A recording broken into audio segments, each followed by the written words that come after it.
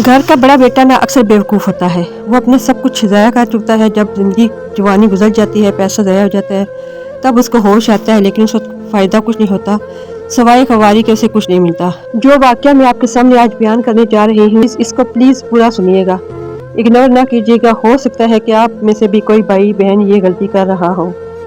वाक़या कुछ इस तरह है कि हमारे गाँव के ये लोग हैं, 3 भाई हैं। ये गरीब लोग थे। बड़ा भाई बहुत बचपन में ही कहीं दुबई शिफ्ट हो गया, इस गरज से कि वो अपने पैसे वगैरह कमा के घर भेजे, घर के हालात अच्छे हो जाएं। उसने बहुत मेहनतें की उन्होंने, और पैसे वगैरह भेजता रहा कमाई करके, और इस दौरान उसके छोटे बहन भाइयों की शादियां भी हो गई। वालिदैन की डेथ हुई, उन्होंने अपनी शादी भी की, बीच में कुछ 2-4 मरतबा चक्कर उन्होंने पाकिस्तान में भी लगाए।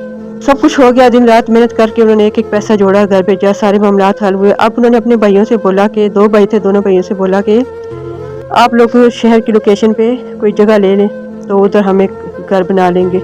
अब दोनों भाइयों ने 10 मरले ज़मीन ली मिलकर, और 5-5 मरले अपने नाम करा ली कि चले टैक्स वगैरह से बच जाएंगे, कोई ऐसा मसला नहीं होगा। तो फिर भाई साहब ने इनको और मज़ीद पैसे भेजे और बोला कि उसके ऊपर घर भी बना दो। अब खूबसूरत घर एक जैसे दोनों बन गए। फिर दोनों भाई उसमें शिफ्ट हो गए, और दुबई वाले भाई साहब के बीवी बच्चे भी उनके साथ ही उस घर में रहने लगे।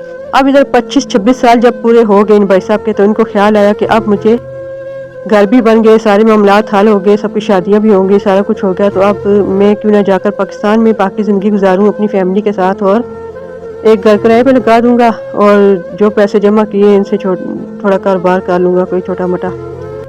ये सोच लेकर वो पाकिस्तान में अपना काम शाम ख़त्म करके वाइंड अप करके आ गए। अब कुछ दिन हंसी खुशी गुजरे, लेकिन जब उन्होंने अपने भाइयों को बोला कि मैं तो अब पाकिस्तान में पक्का आ गया हूँ, इधर शिफ्ट हो गया हूँ, अब मैं बाहर काम के लिए दोबारा नहीं जाऊँगा, कि मैं थक चुका हूँ, तो चले अब घर भी बन गए मेरे, एक घर में मैं रह लूँगा और एक को किराए पे चढ़ा दूँगा। कुछ आमदनी ऐसे आती रहेगी और कुछ मैं छोटा मोटा कारोबार कर लूँगा। तो आप लोग अब अपने पिछले घर में शिफ्ट हो जाएं। गाँव वाले भाई तो सीख पाओगे। भाइयों ने बोला, कौन सा घर भाई, ये तो हमारे नाम पे है और हमने ये घर बनवाए हैं, आप शिफ्ट हो जाएं गांव वाले घर में, हम तो इधर ही रहेंगे। अब ये सुनकर भाई साहब दुबई वाले सटपटा के कि ये क्या हो गया, सारी ज़िंदगी पैसे भेज कर आज मुझे ये मेरे ही घर से बेदखल कर रहे हैं, ये मैंने क्या बेवकूफ़ी कर दी। तो फिर पहला जिरगा वगैरह हुआ, गाँव के लोग बैठे, लेकिन ये कानूनी मामला था, कोई कुछ नहीं कर सका। फिर अक्सर लोगों ने भाई साहब को मशवरा दिया कि आप अपना केस अदालत में लेकर जाएं, ये अदालती कार्रवाई करें। अब भाई साहब बेचारे रोज़ सुबह उठते हैं, अपने कुछ कागजात उठाते हैं, कुछ रसीदें वगैरह उठा लेते हैं साथ, और अदालत में पहुंच जाते हैं। अब जो बाकी में पैसे जमा करके लेते हैं, वो यही वकीलों और पुलिस वगैरह पे लग रहे हैं।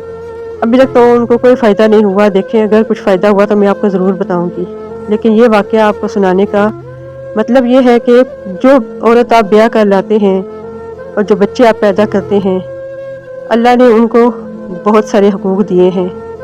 अगर उनके आप हुकूक पूरे नहीं कर सकते, आपको अपने बहन भाइयों से इतना ही प्यार होता है, तो फिर आप प्लीज़ ऐसे लोगों को मैं कहूँगी कि वो शादी ना किया करें, और यूँ ही अपने बहन भाइयों के हुकूक पूरे करते रहें और ज़िंदगी गुजार दें। खामखा में किसी पराई बेटी को इस तरह ख्वार करने के लिए अपने साथ ब्याह करना लाया करें, और बच्चे भी अपने पैदा ना किया करें जिनको आप ख्वार करने के लिए छोड़ दें। अब उन भाई के साथ साथ वो बीवी बच्चे भी ख्वार हो रहे हैं, हालांकि उनका कोई कसूर नहीं है। बस अब उनके लिए दुआ ही की जा सकती है, शायद कि उनके साथ को इंसाफ हो जाए, लेकिन ऐसा होता कुछ नज़र नहीं आ रहा। किस्सा मुख्तसर के किसी पर भी अंधा एतमाद नहीं करना चाहिए, चाहे वो आपका खूनी रिश्ता हो या कोई भी रिश्ता हो।